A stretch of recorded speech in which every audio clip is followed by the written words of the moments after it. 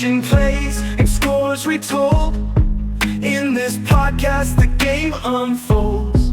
Every try and tackle shared. Legends of the field, none compared. Echoes of cheers, the crowd gets loud. In this audio space we feel so proud. Pass the word, let the speakers blast. Rugby tales from the present and past. Through the airwaves our spirits cast. In this rugby love, forever vast.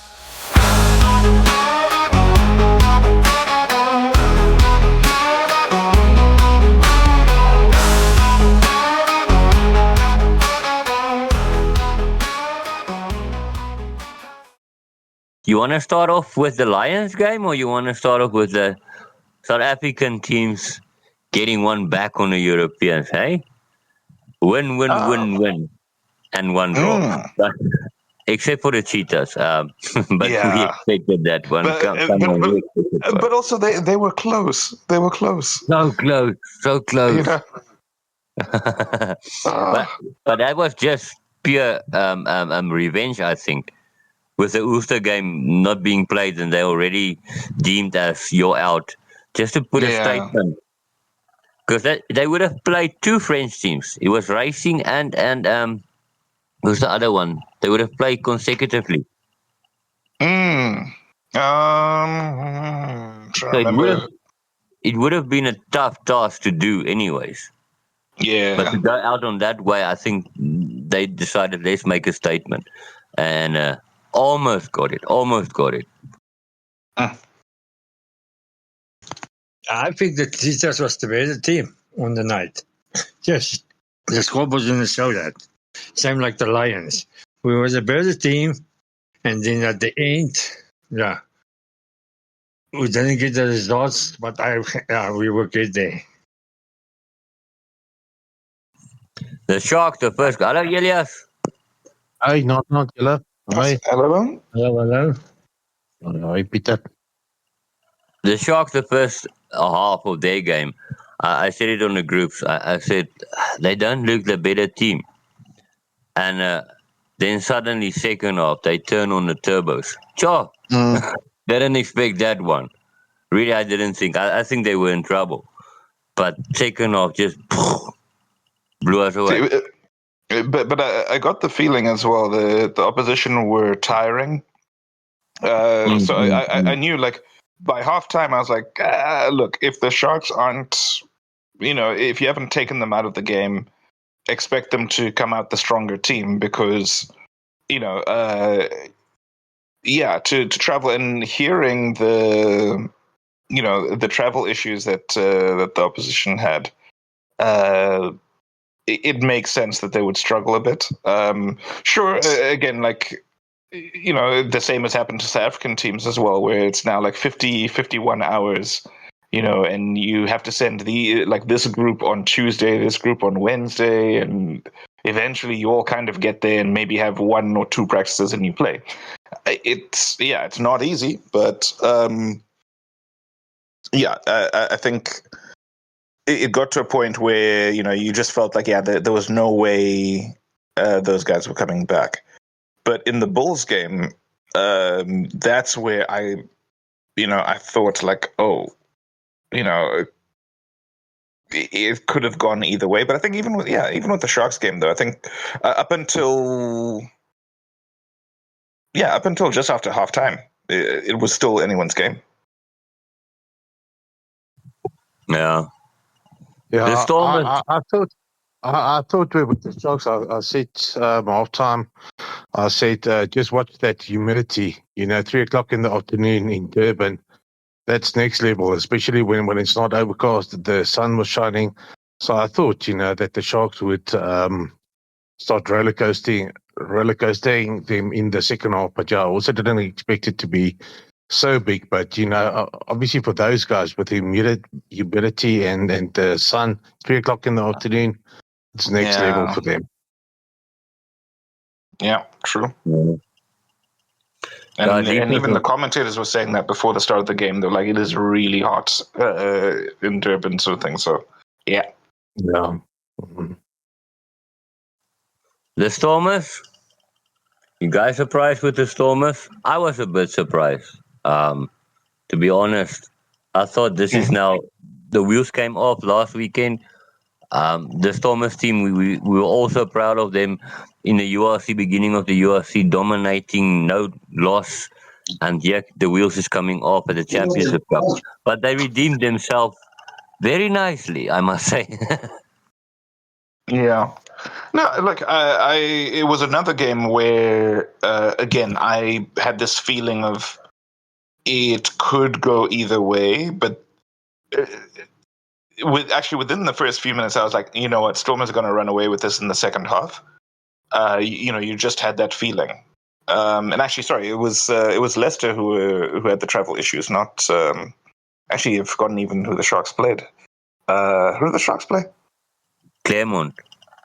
Yeah. Sorry, yeah. So yeah, it was Leicester who was saying they had travel issues, and you could see it by the second half. But early on, like just when I had said to one friend of mine, I was like, "Nah, I can see the Stormers running away from this." He just said, "No, watch. Let's," because I think I called it by like 12 minutes. He's like, let's at least wait till 25. And by 25, it looked like Leicester could hang in there, which, again, speaks to the quality of the team. But the thing is, you could see once they wilted, the Stormers didn't lose their ruthlessness. And that's something that, I really have to respect them for, is even where the job was done, they were still pushing. And you get the feeling that they've got that winning habit now. And, I want to say, like, it's something that they seem to really, really, really be craving the whole time. So, yeah, it's only going to get more difficult to beat them. Yeah, I thought with the Tigers, I didn't expect them to be such a big challenge to the Stormers. And on the one side, I thought, obviously the Stormers were going to be better because it was a better team than the previous week's team. So I thought, that they will pull it through, but I thought that they would have done it easier, to be honest with you, because I still rate the Stormers, but I still think with the rest of the Champions Cup, they've got a tough competition still ahead, with those 3 games still coming up for them, or 2 possible games. Yeah, true. And Southampton are doing me a favor, keeping the Bulls in. That was a nice one for me. I felt wanted them to just fall out. But Cheetah is out. Lions got the ticket out. Help me with this thing. Me and Peter talked about this. There's 6 teams in the pool. You only play 4 games. So 2 of the teams you do not play. Why, yeah. That Why you put 6 teams and you only play 4, so then you must have 5 teams. I don't understand that too. Doesn't make sense for me. Yeah, it was previously. It's always been like that. So I think obviously with the full schedule and with the teams, because there's 2 invited teams. And I saw the other day, obviously the Cheetahs are the invited team, and it's not sure that they're going to be invited again next year. So they're not even sure if they're going to be playing in the Challenge Cup. So that's going to make it more difficult for them. But I mean, with the 4 teams, you have to win at least, like we said in the beginning of the season, you have to win at least 2 of the 4 games that you have, and you must try and at least always win your home games. That was what I think the thinking was of the Lions, but it didn't work out that way. But for me, sorry, Niels, I don't want to go ahead. Obviously, you'll get to the Lions now, but I think it's actually for the Lions' sake. I think it's a blessing in disguise for me, but I'll wait until we get there then. Ja, nee, julle ek stem met jou saam met daai ene. Now, what I want to know is, do that get rotated? Say you're in this pools. Obviously, the pool's demand goes from URC, the top 8. That depends on every season. Am I right? Mm-hmm. It's not fixed. Because you can No. get out, in the Challenge Cup, whoever wins it promotes to the Championship Cup, and whoever falls out of the Champions Cup gets relegated to the Challenge Cup. Yeah. If we don't make the top 8, let's say that's why I always say that you have to make the top 7 actually, because the team who wins, if they don't, let's say for instance, a team is at number 10 in the URC on the business now, but they actually go ahead and to win the Challenge Cup. That's what happened to the Sharks. Then we can actually fall out. The number 8 team can actually fall out, because that team advances to the top 8 in the for the Champions Cup then and the URC playoffs. Yeah. Yeah. Do you think you will ever see a combined log in that? Like you get Championship Cup and it's not a lot of pools with 6 teams in it. You get just one log of how many teams are there? 20 something. True.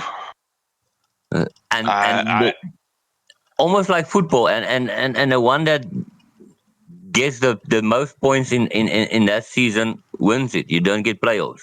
Do you ever think we will see something like that happening?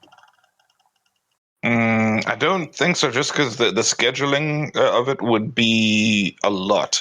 Because, like, currently, Challenge Cup has how many weeks?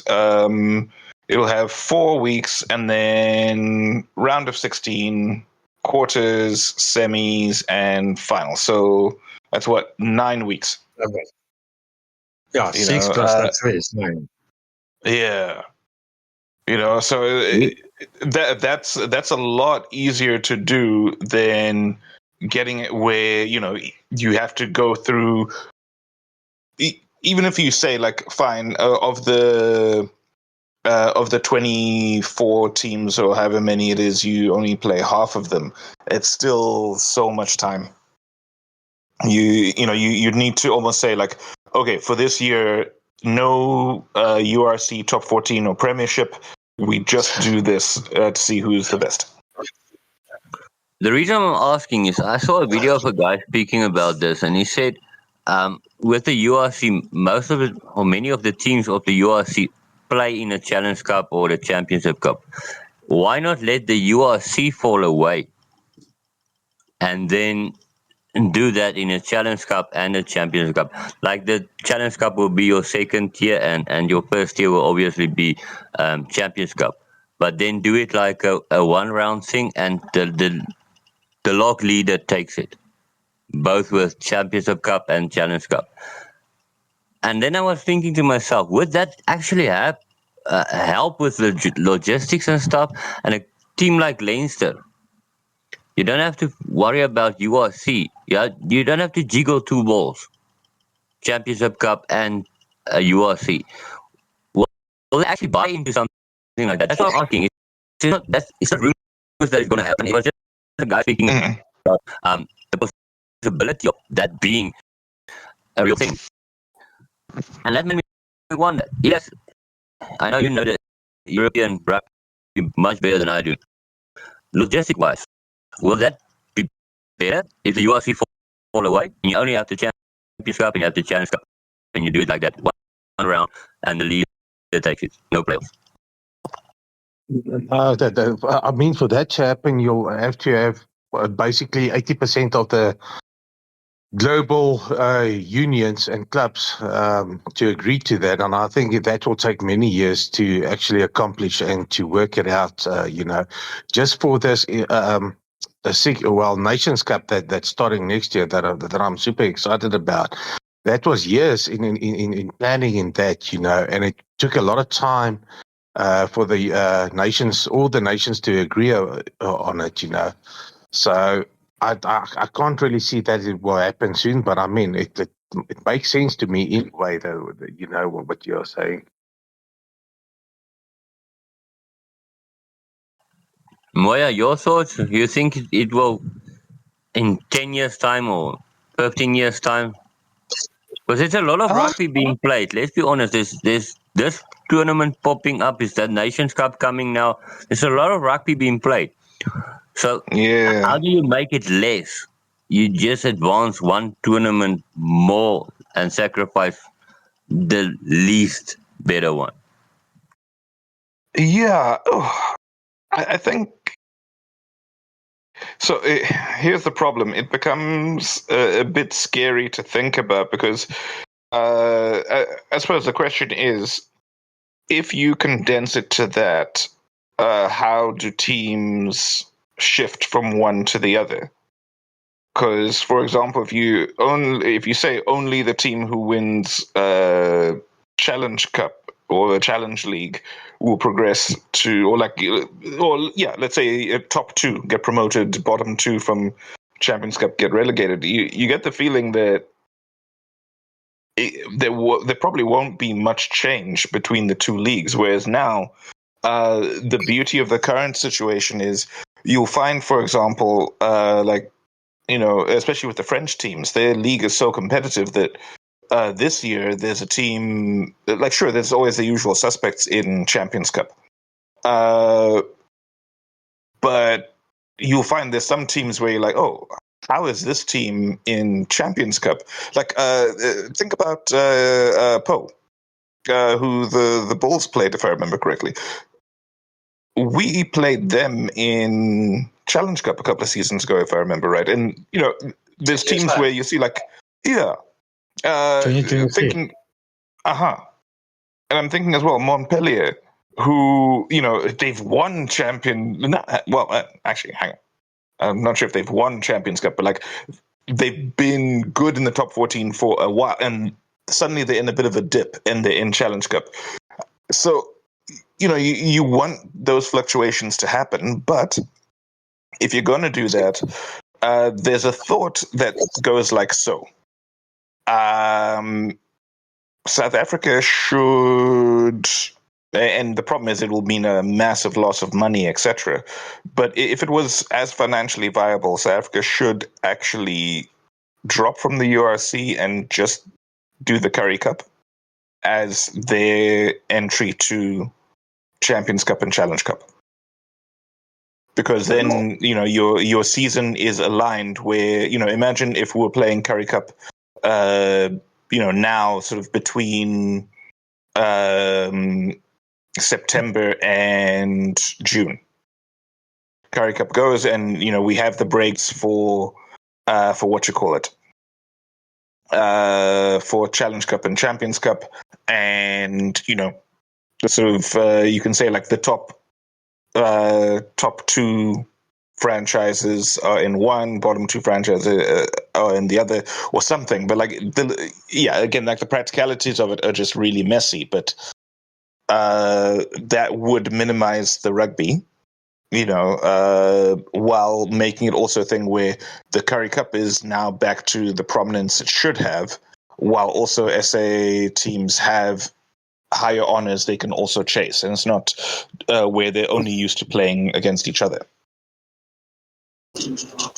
Yeah, I like that idea. I like that. Maybe if we won a couple of championship cups, and the Sharks already won the Challenge Cup, maybe we win another Challenge Cup then. Because now at the moment the go-to is through URC. You cannot play as a South African team. You cannot play Championship Cup or Challenge Cup without playing URC. But in a perfect world, that maybe can happen someday. Guys, I want to speak about the Lions game. I first want to hear your thoughts. I am neither disappointed and I'm neither happy. To get a draw is in rugby for me. It's like the game didn't happen. It's like all the tension and all the nerves, and you just started at the same score you started in the beginning of the game. It's not like soccer when you get a draw. It feels better because you expected that draw maybe to happen. In rugby, a draw is very unexpected, and I don't know how to process this, but we're out of the season, and we could have had it. I'm just going to mention Chris Smith and the kicking. Moya, I said it to you as well during the game. Good idea, bad execution. Yeah. I mean, Yeah, you know what?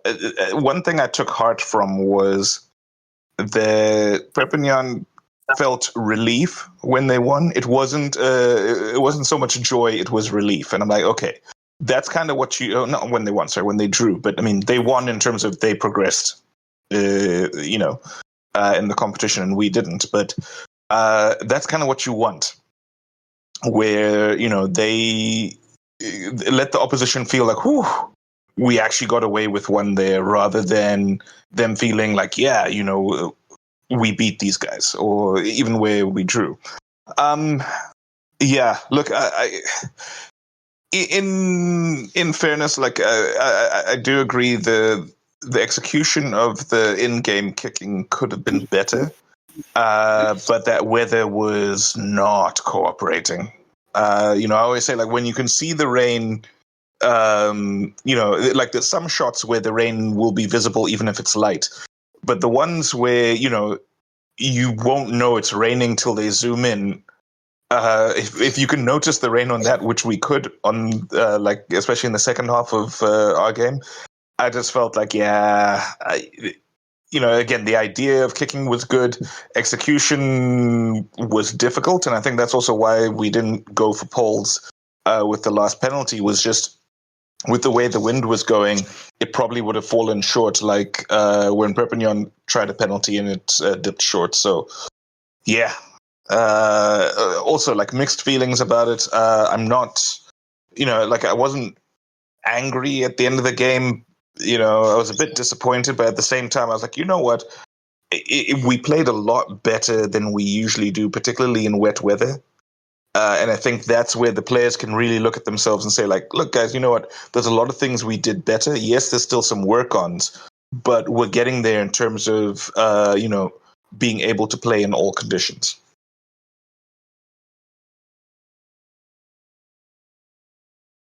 Okay, I hear what you guys saying about the last penalty, né? Go to the sideline, get the ball, okay? Mhm. We got the line out and everything. Why didn't they put Smith in a position to say, you know what, we're going to get closer and closer to the poles to give you a better option for drop goal? There was never, ever, he was in position once, I saw, and there was no... I was looking at Nico Stein. Not once. I was looking back to see where the guy's position at all. I thought, okay, if you don't want to go for the pass because of the wind and of the rain or whatever, this is good. Bring that ball and bring it out and see, here's your chance, drop goal. There was no point. No point. And I was upset with that. I thought maybe that's the way I say, okay, we're going to make it, bring it closer for you. So maybe the wind is not going to be that big factor. And not once. And I was really disappointed why they took off that S3EP3. He didn't wow me, but he didn't disappoint me. Why it's so late in the game to bring Nico Stein on? I will go through with this guy. So you know what, I'm going to keep you until the end. Show me what you can do until the end. Play a game until the end. Yeah. I also thought that I'd rather go full out with Pete. But talking about Pete, I don't think he had one of his best games. But I don't think it was a mistake in putting him in the starting lineup, especially in that weather. That's how you actually measure the guys, and they have to get that experience somehow. And what better place to put it in Europe in that weather, And that's what Russia did with Cruppies that time. Remember, we always talked about his first game for the Springboks. It was horrific weather, and he had a very bad game. And check how good he is now with his box kicks. Everything is just good. And, also for Pete, in his defense, he didn't always get his box kicks, but really, the guy's very young. He's not really used to that kind of weather. But I think it was a good thing to start him. For me, to be honest, I don't think it's a bad thing that we out of the Challenge Cup. To be dead serious, if it was Champions Cup, I would have said let's go full on with it. I'm not saying you must put in your B team the whole time. And this year, I must say, Cash did say, let's put in our good guys. We're actually going to go for the Challenge Cup. It obviously didn't work out that way, but again, like I said in the beginning, I think it's a blessing in disguise, especially when we're talking about, guys like Chris Smith and Quayne Horn that's been overplayed, like we spoke about it last week. But now we're going to play 2 games. Now we've got Ospreys still in Europe, and then we've got, I think it's the Bulls. That he's playing. And then we've got a 3-week off. Yeah. And then we've got a 3-week break. Yeah, it's 4 weeks. Well, even better. From the 21st, we will start the 21st of February, the next game. 21st or 23rd is our next game after the Bulls. Yeah, the 21st. Bulls, yeah. So it's 3 weeks was, so it's a huge break for the guys then. And I think then you start up a fresh again. The guys can go and have their holiday.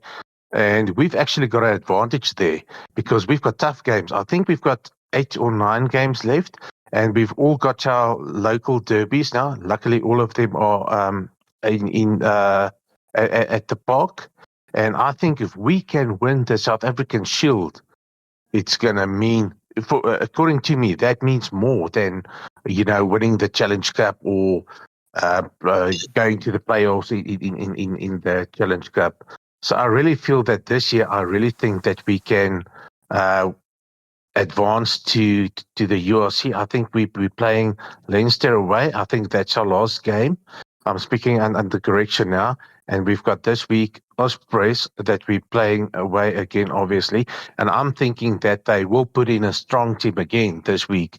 I think if we won the Challenge Cup, I don't know if we would have put in such a strong team again for this weekend. Obviously, I think Crappies will also come in the mix this weekend because I think there's 28 guys that we took over for the touring squad. Yeah, and how many? 7 home games, Elias? I was telling you now, we got, after this one, we got the Bulls on the 31st at Alice Park or whatever. Then the next one is, let's go. The next one is Lions Stormers on the 28th of February, also a home game. Yeah, that's after the break now, basically. Yeah, you're right. Actually, that is 4 weeks then. Yeah, and then there's another one on the 22nd March against Edinburgh, also at home. So that's 3 already at home. And then the Lions and Dragons on the 28th of March at home. So that's 4 already. And then on the 18th of April, Lions, Glasgow Warriors, also at home. So that's 5. 5. Then on the 25th of April, Lions, Connacht, also home. So that's 6. And then we go to away. Then we play Leicester on the 9th of May away. And then we play, what's the next one?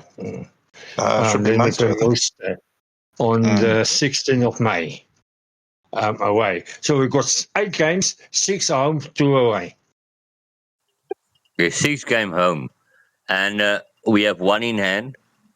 And we're still positioned 7th on the log. It's a good spot to be in. So especially playing Glasgow at home. To have Glasgow at home, we can maybe do the same thing we did last year. Was it the year before? It was last season when we beat Glasgow at Ellis I think Park. it was, yeah. Yeah, so maybe we can do that again. To have a team like that and rather play them at home, that's better. The Leinster one away, it can go not our way.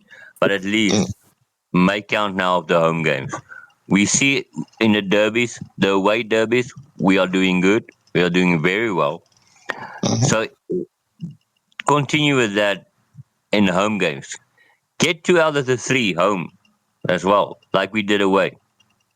Then that's 4 games already in the sack. It will be our best season because the most we won was 2 South African teams in 1 season. To get 4, that's already an advance for me. And, Neil, to add on that, I think that the teams that we're playing now, our remaining teams, our home teams that we're playing now, especially the Dragons and maybe the Glasgow, let's hope that they advance in their leagues, to the Champions Cup and so forth. And because I don't think they will then send their strongest teams because they're going to be under pressure, with the overplaying the guys. So forth. So yeah, definitely it depends if Glasgow goes. Obviously, you have to measure yourself against the best. I know that, but I mean, this is like a whole balancing act. With the teams now with their away touring guys and their home games and so forth.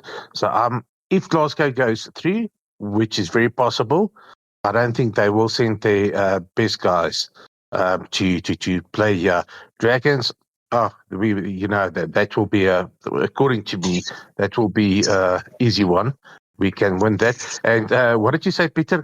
Connacht, are we playing home or away with them? Come again? Connacht, are we playing here or is it away? Our last two matches is Glasgow, against Leicester, and Munster is away. The other ones is home. Okay, so overall we've got three. That's including this weekend. We've got three away. Okay, yeah. This one or this weekend. Yeah, just one away. Yeah.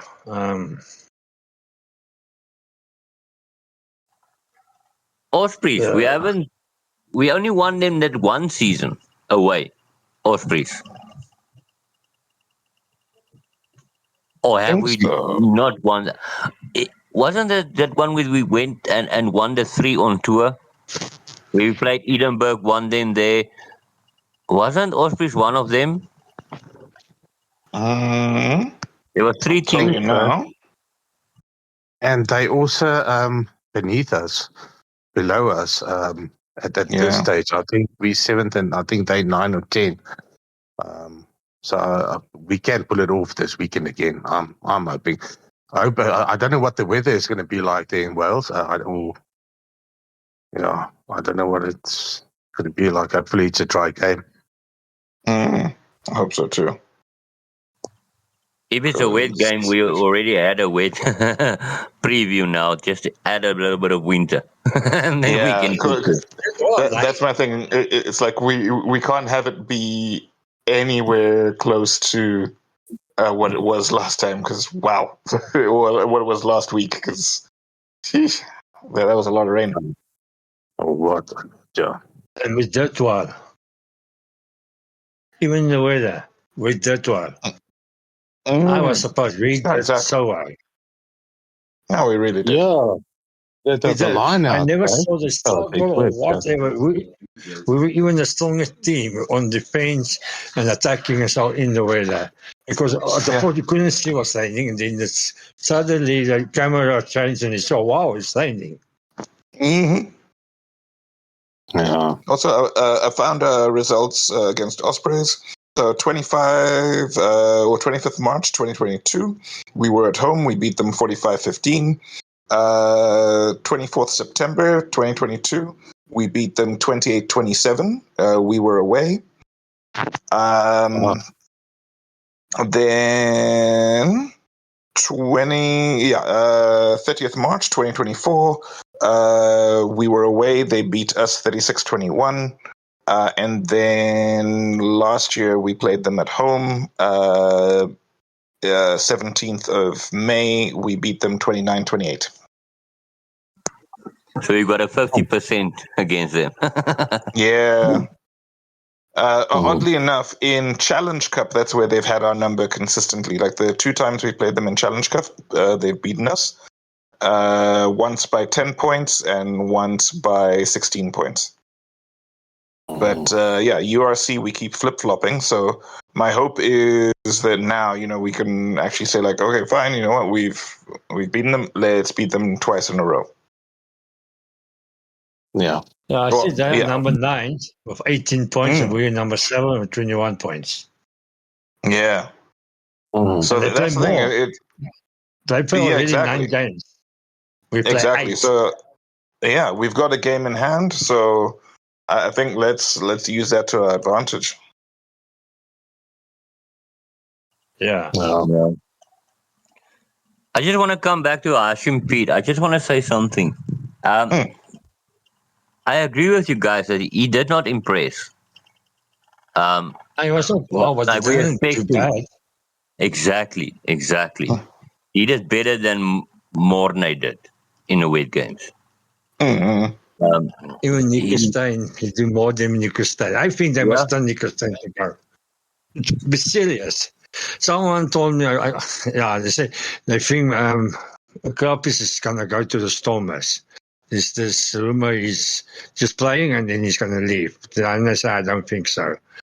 I don't think so at all. Yeah, Nico Stein, they must tell him, we're going to put you back in the Carry Cup and whatever for a season or what, and show us there you are willing or you're hungry to play. Then we're going to bring you back in this one. I don't know, that guy doesn't play for me. 1 or 2 games and he disappear. Pete didn't wow me, but he didn't disappoint me also. He was there, do what you must do.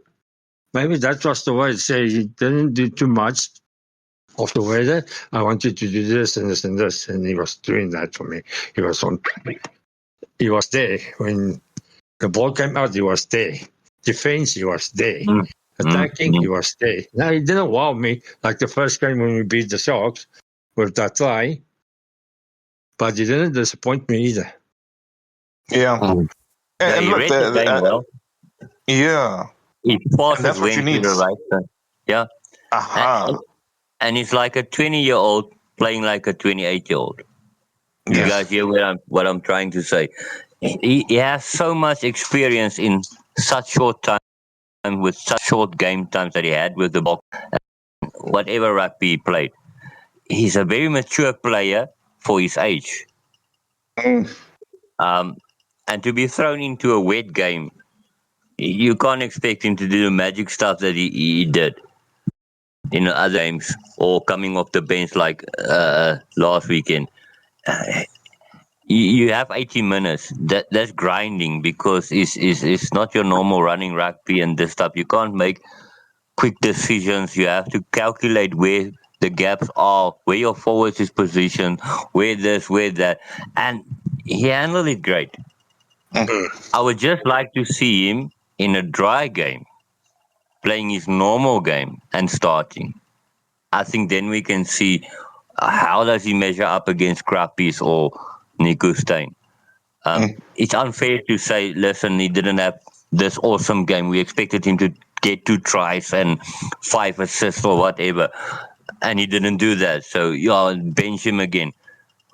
Give him a dry game.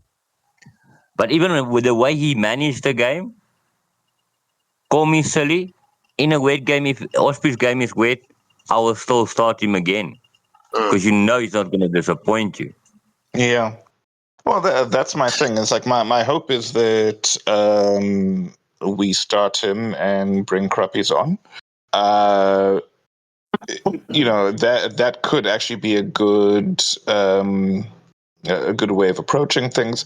But yeah, I think it's good that he's had the.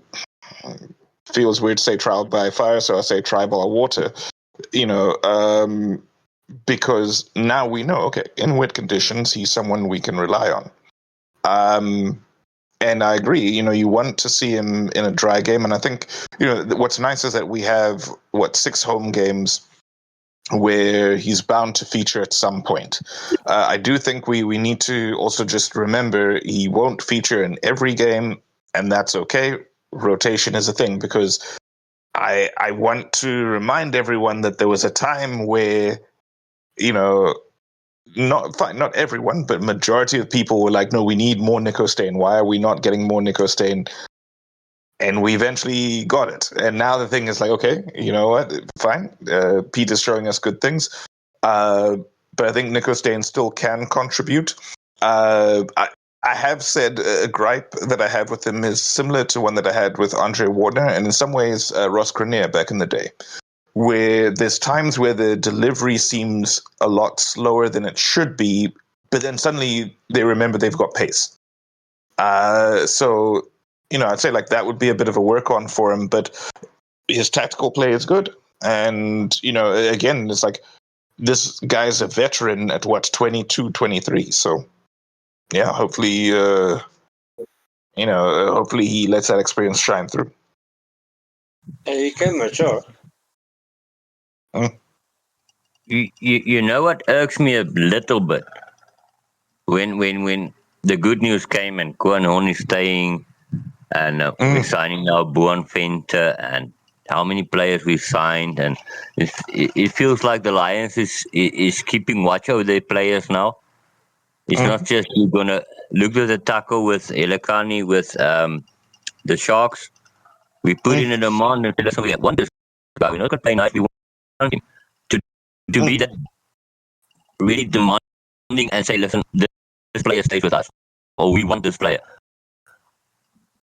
I'm going to make a bold statement now. I don't know if you guys are going to agree, but the best scrum off that we had since Swap the Crack was Nwamba. If we just could have made the same effort for him. Now we have Pete. And I see the same similarities between Nwamba and Pete. Well, I mentioned it when he came on in the last game. As soon as that guy stays on the field, he has that Nwamba magic. You see the difference in the play of the Lions immediately. The first touch of the ball, you see everything looking different. I just hope that we keep him and give him a lengthy contract and just keep him there and keep him happy. Give him game time, whatever he wants, just give it.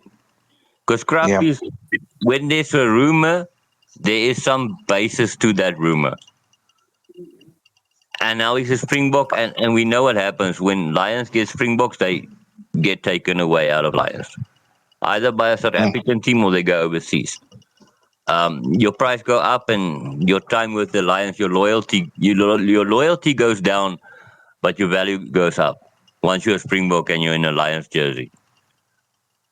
So it's not long, then Krappies will go. Then we have Nico and I think Pete. Yeah, it's always like that, you know. For me, any player that wants to leave, let him leave, you know. He obviously has to honor his contract, and, you know, if he doesn't honor his contract, somebody must pay him out, you know. You can't force a guy to stay at a place where he's not happy. A guy like Krappies, I don't think personally will leave because he's a real Joburg boy. His family's from there, and it's the same with Henko van Wyk. You know, if we just go and look at our 4 players that's actually from the area, those 2 players are from the Joburg area. Their families are there. They family orientated. So I personally don't see them leaving. Maybe later on in their lives when they get older, you know, you could get a family. Everybody wants to go and live in the Cape. They moved to Valderby. They've got a big Springbok contract, but I think that's still a few years ahead. But what I was going to say about Pete, what stands out about me, for me, Niels, you were saying that he reminds you a lot like Nwamba. He reminds me again of a guy like Robert de Preer and US van der Westhuizen, the big number 9s. We haven't had a number 9 like that because he's a sizable number 9, you know, and he gets over the advantage line. And I think that's a big advantage for us, and that's going to be a big advantage for South African rugby going forward. No. One quick thing I want to mention as well, or I want you guys to give me your opinion. We had the confirmation now Tony Brown is not going anywhere until the 2027 World Cup. That was very specific to me when I saw the statement. He's not going anywhere until the 2027 World Cup. Do you guys suspect a leave from Tony Brown after 2027 World Cup? He'll definitely leave. I honestly think it depends on who's going to be in charge in New Zealand, and if the plan is to get him. Because sure, everyone's saying like, yeah, it's going to be Jamie Joseph, etc., etc. But you know, say for the sake of example, it's not, and whoever it is is like, cool, you know what? I've got the people I want and I'm going to carry on. I don't see Tony Brown leaving.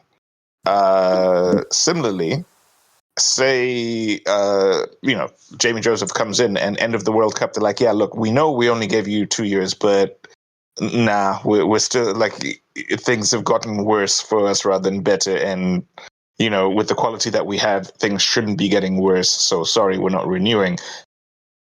Unless they're going to say we want Tony Brown as head coach, it all depends on who's going to be there and if they want to work with him or not. Help me out with that one. Gaan maar, I Jenef? also don't, sorry. I also don't think the budget of New Zealand is like the Springboks budget. I mean, if you just look at our coaching staff, check how many guys we have. New Zealand won't have that ability to have so many guys there, with the coaching staff. And they won't get paid as much as they do get paid with us. Because, I mean, Rassie Erasmus at this stage is the second best paid rugby coach in the world, just below, Lancaster from England. Obviously, the Counts carry them through there. And I'm thinking that Tony Brown, he will get an increase, my honest opinion. And I can't see him leaving before 2027. But after that, I'm sure he'll leave, because then obviously his contract expires. And like you said, Moya, with his, depends who's going to be the coach. Because if Jamie Joseph, like you said, is not the coach, and they're also talking about Joe Schmidt, that might be the coach. Yes. In the mix. I don't see him having a connection with Joe Schmidt. He might be saying, listen, I'm tired of being an assistant coach or just an attacking coach. I want to be the coach. That can also be the thing that he can say to them, because obviously you want to go up. I can't see him always being in his life just being an assistant coach, and he's made a name for himself. So I think he'll go for, if it's not coach, I'm not going to leave. But like I said, I think maybe if he does leave after 2027, yeah. When I saw the 4 coaches mentioned, first I thought to myself, is this a joke? Is it a hoax or what's going on? Joe Schmidt, I can understand. He did some wonderful things last year or last season, you can say, with Australia. Managed to get a win over the Boks. But Josie, what's his name? Jamie Joseph. Yeah. Didn't he used to coach with the Highlanders, for the Highlanders? In Super Rugby? Yes. Yeah. I want to say, and Tony Brown, yeah. Yeah. And there was no Islanders Super Rugby Cup won by then. When not the Islanders. I remember 2015 they went unbeaten and fell short in a final. But in fairness, though, we also have the Crusaders, who kept winning Super Rugby, and coach came up and has not done, what was expected. Mm-hmm. But those two I can understand a bit. But then you come to Warren Gantlet. Really? The guy can't even help Wales. After how many years he coaches Wales? Just suddenly he couldn't do anything with Wales. Now you want him to coach the All Blacks team. Yeah, that's always the thing when it comes to that, is like, is he out of ideas? Because remember, he also coached Wales to Six Nations Grand Slams and what. So he's done great with Wales, but I think he's kind of, unfortunately, his most recent tenure with them just tarnished that, where it was, he was breaking all the wrong records. So now, you kind of feel like he probably should just ride off into the sunset. Or at least he can do consultancy and things like that, but I wouldn't say, get him in as head coach. And now you have a guy, number 4, that you call the professor, which is 80 years old. I mean, How can he? He's gonna die on you in training, maybe. Um, you don't know when you he's gonna have, leave you. but you have how? My counter example is you have how many presidents who are 80 plus? I feel like if we can have world leaders be that old, having coaches that old can work, but I mean, it shouldn't be the way we go. It really shouldn't. But yeah, also, I feel like when you're in your 80s, yes, be involved in things, but not like such high pressure work, because that's what it is. It's just really, really, really hectic work. Yeah, so that's why I said that was. I thought to myself, do they not have better options than that? Let's recap quickly on this. Jamie Joseph, no silverware with the Highlanders. Warren Gatland, no good record with the Wales later on. Maybe out of ideas, like you said, Moya. And when Eugene used to be on a podcast when he was still alive, we mentioned that many times. He's too old now. No, he's not going to get anywhere with Wales, and that happened. Gave them a bad record. And then we have the professor, the 80-year-old that can die on you anytime. And we have Joe Smith that actually did something with Australia, but in a very short window of time. Do they not really have any other better coaches to put on that panel? I mean, if you have an 80-year-old guy that you deemed maybe this is going to be our head coach, that says to me that your options are very few. You're scraping the barrel now. So no one has mentioned, or at least I don't think anyone's mentioned the current assistant coach. Remember, I think his surname's also Hansen, but not, not the good Hansen. Yeah, but let's remember, with Reza even saying, "Oh, this guy," kind of hinting at like, "Yeah, this guy's actually the head coach." He hasn't been let go. So in the interim, it's possible that they might say, okay, this guy's going to stay, and we'll put this guy in the interim, especially because a lot of guys are still in contracts and that till after the World Cup. So you can say like, cool, this is the guy who will keep in as a stopgap, and depending on his performance, we'll advertise for after 2027. Dus dat is nu focus. Yeah. It will be very ironic if they actually take Warren Gatland and Tony Brown after 2027 goes on to go coach Wales. Michael switch Gatland and Tony Brown at Wales, and you see the next 2031, you see Wales playing a semi-final, which I don't think they ever did.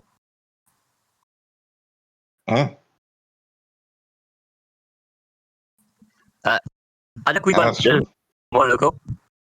How do you guys feel about Nick Mallet, Heineken taking on Fred Zillinger? Taking what? Fred Zillinger. Used to play for Free State, played for us for a bit. Oh, Fred. Yeah. Oh, okay, yeah.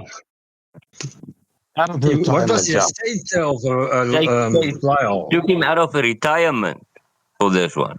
Took him out of retirement.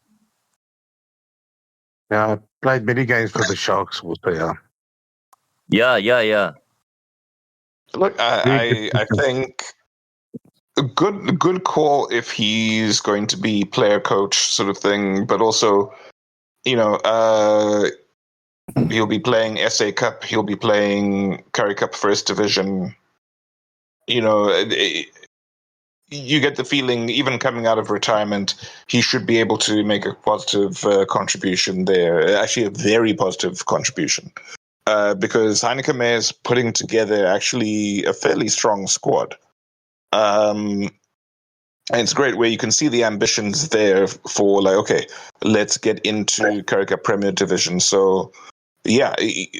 And also, if they manage to do that, they'll be able to get more players in. So, Yeah, it looks like there's a plan. Yeah, What there's shocked a lot me, of investment from within the Cape Province as a whole. With that Yeah. George area, with the southwestern districts now, there's obviously financial, um, what do you call it? A lot of financials that went into it. And also with, obviously, like we spoke about Boerland, also with the Mhm. financial sectors going into that. If you just look, sorry, I don't know, we'll be talking about Heineken May now, but if you just look at the Boerland now and you look at the airport that they're going to build there, it's going to be the second largest airport in the country. I mean, Mm. it's massive. Obviously, the area is just going to be growing a lot. But again, according to me, the best rugby players, and I don't always want to admit it, but they all come from the Cape. That's, it doesn't matter where they play in the world or in South Africa, but they just breed it differently there in the Cape. It seems, wow, they really, it's a lot of players that come from there. Mm. exactly, Elias. That's why I wanted to say, what shocked me is, why would Heineken Meyer get Fred Zellinga out of retirement? Are, are we left with such few flyouts in this country that you have to Well, bring someone out of retirement? When you have the money, you bring somebody out of retirement, and no offense to the guy, mm. he never was any real threat to be a Springbok or like that. Did his job, but he wasn't a wow fly up. Now you have to go to that guy and say, listen, I want to bring you out of retirement because that's my first choice. All That leaves these me wondering, do we really have that few fly-offs, quality fly-offs in South Africa?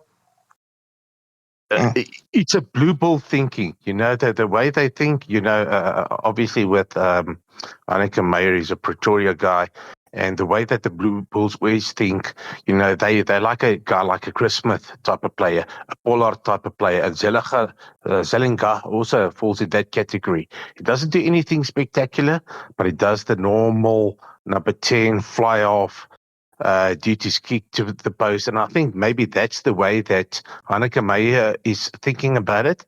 But that we also know is a very old way of thinking of rugby. If you're still just going to go for the three-pointer games, obviously it would have worked now with this weekend when we were in Europe and it's raining. Then you can go for the 3 points like the Lions should have gone. But yeah, I don't know.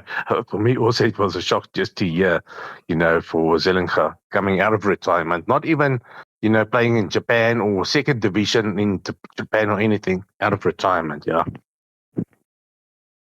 I think one good thing with that, though, and maybe that's the play, is that's a player who is willing to put his body on the line for you, right?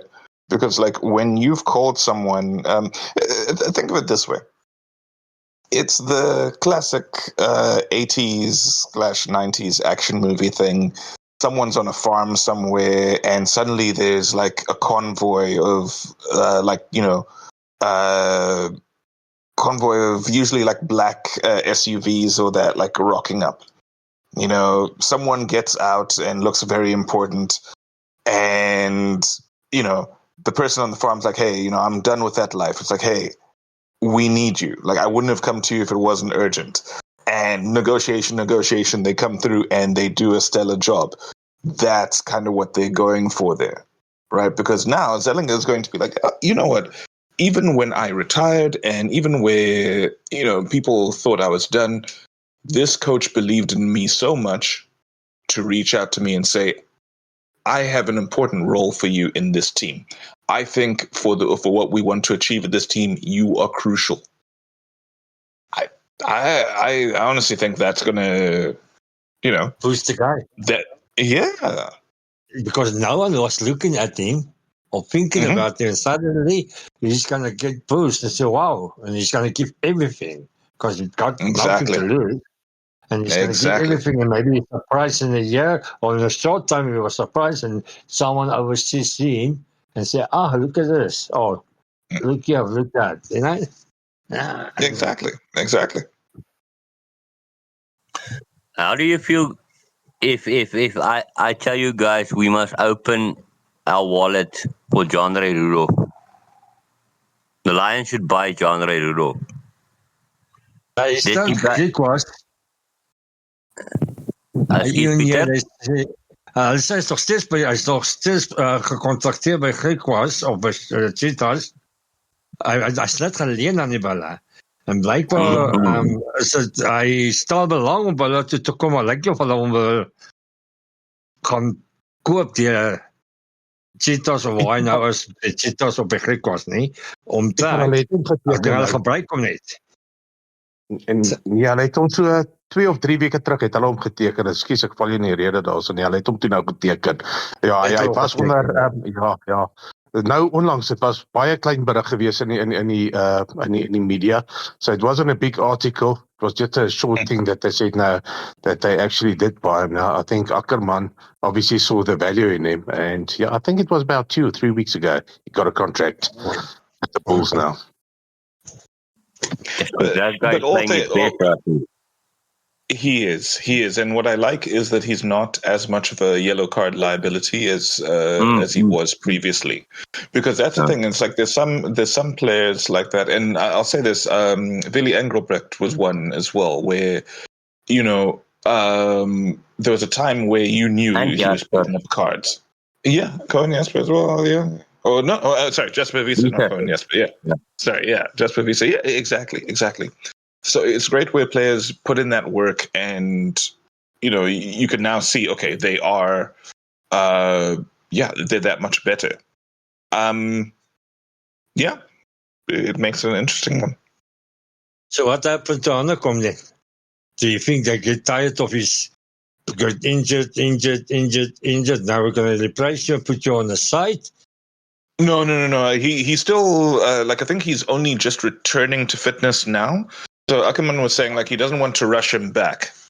So I think Hanekom's definitely going to feature quite prominently for the Bulls, because also he, if I remember right, he's a Bok now already. So you kind of need to feature him. If you don't, someone like us might come in, especially now that we seem to have a bit of money, we might pop up and say, actually, let's get someone in. I mean, it would be a good thing, but it would create some problems, because how do you bring people in and essentially replace your captain? Because that's what we would have to do, is say, actually, Franco Horn, we love you. You've worked well for us as captain, but we're bringing in this guy, and we kind of have to start him because the national coach thinks he's better than you. So yeah, at some point we've got to give him more game time than you. It's actually strange for me that Ackerman wanted to sign or did already sign John Ray Rudolph. Because you remember the days with the Lions, and even after that, going to Gloucester, he loves a light loose trio, a more mobile loose trio. And John Ray Rudolph is much more to the side of a Marcel Coetzee, Dwayne Vermeulen, than he is to a Warren Whiteley. He's still mobile enough. Exactly. He has that balance between that. So for Cameron Hanekom, he will definitely feature, because that's the style that Ackerman likes or used to like. Yeah. I cannot see Ackerman's game now with the Bulls. How many games still? I don't see the stamp that Ackerman is putting down. I don't know if you guys see it. I don't see it. I think it'll develop, but yeah, for now, look, I'm giving him some grace, because much as he's in, he doesn't necessarily have the people he would want in yet. Yes, he's got Neil de Bruin in, but Neil de Bruin's been there, 2 weeks, 3 weeks?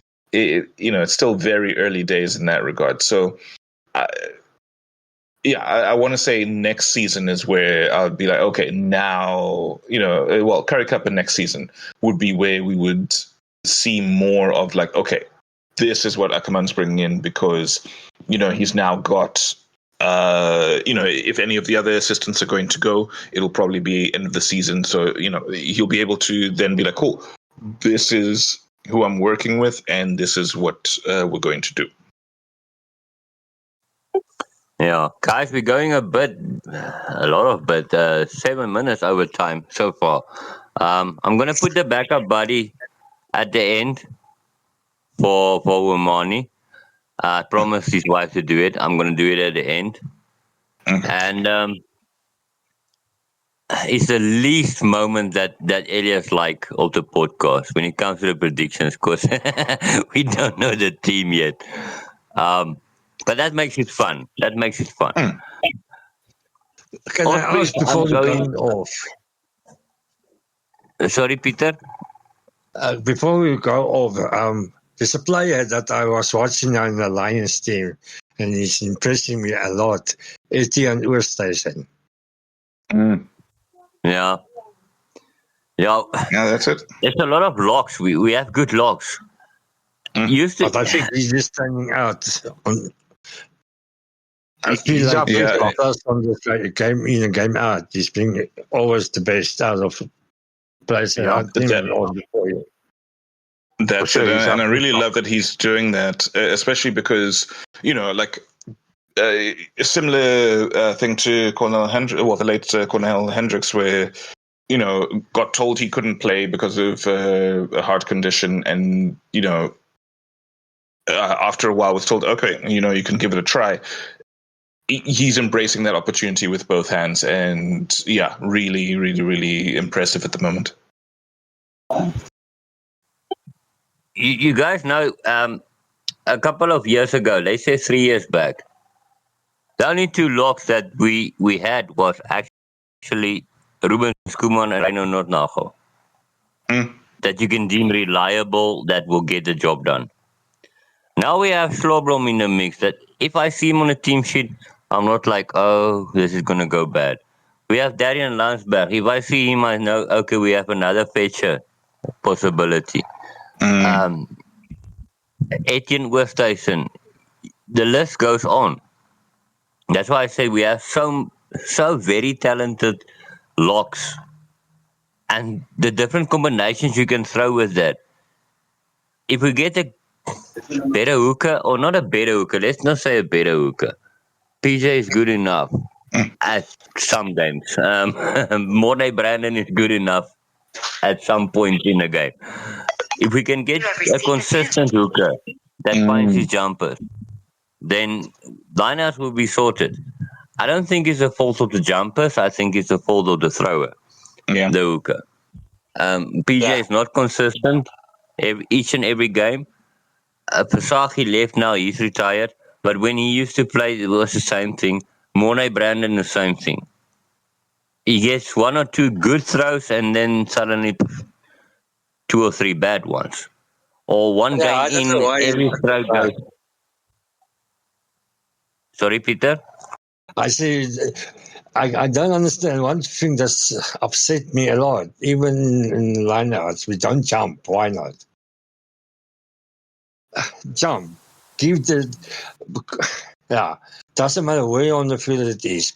Put that guys under pressure, because now you're standing and they know, they're waiting for us, so they pull you in and then they take the ball in the back line or something like that.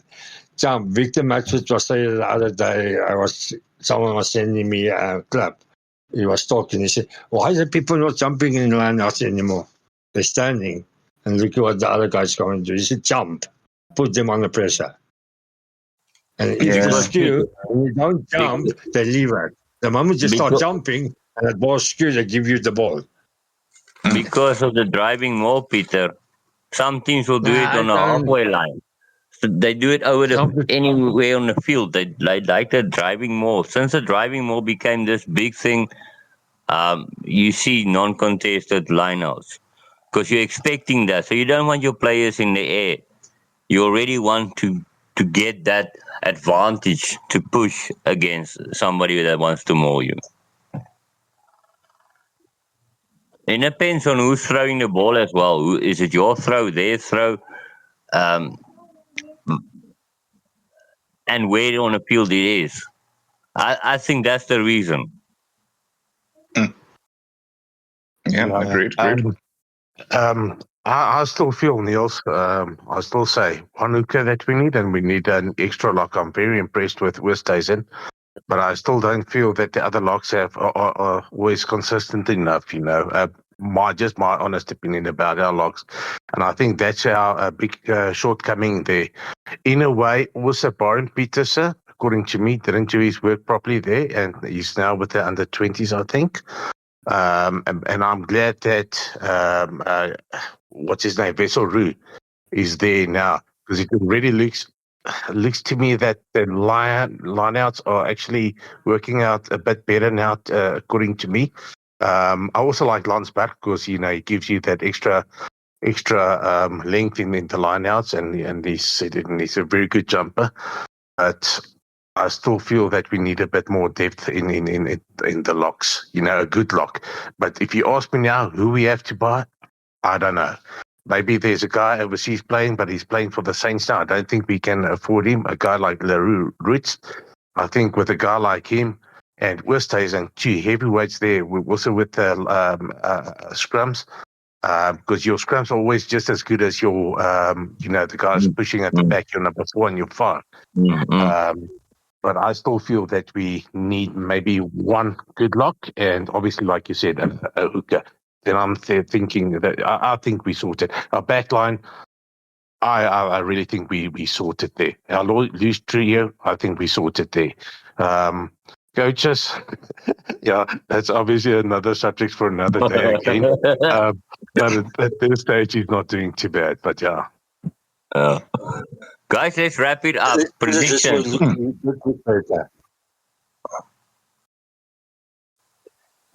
What's it, Peter? I say, let's put it this way: we look much better this time around than last year and so on. Yeah. You can see this anger. We want to do well. We want to go out and do well. Yeah. We need that, because for 3 years or 4 years we heard the story. Now we're building a team. So we want a bit of a results now. Quickly, guy, we have to end this now. But your predictions versus Ospreys. Lions by 5. By 12. I wanted to say by 4.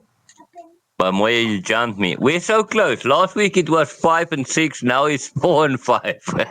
You're reading my mind there.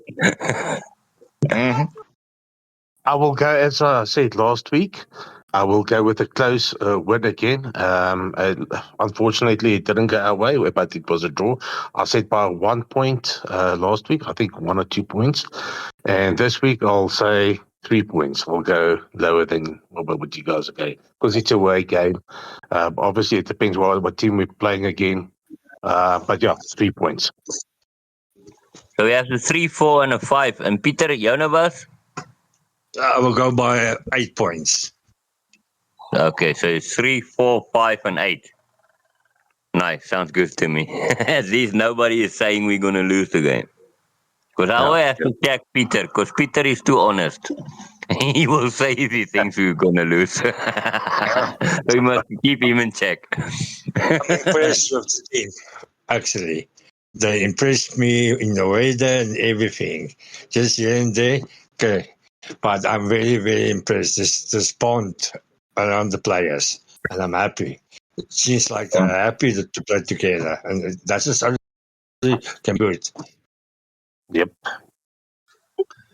Maybe Okay, it's a blessing out of the EPCR. Now we concentrate on the URC, and I think with 6 games at home, at least you can win 4 out of that 6, and then we sit. Yeah. Okay, guys, we're going to really end this now. For real this time. Check the backup buddy at the end. If you feel you have to, make a donation. Do so. If you do not want to make a donation, you do not have to.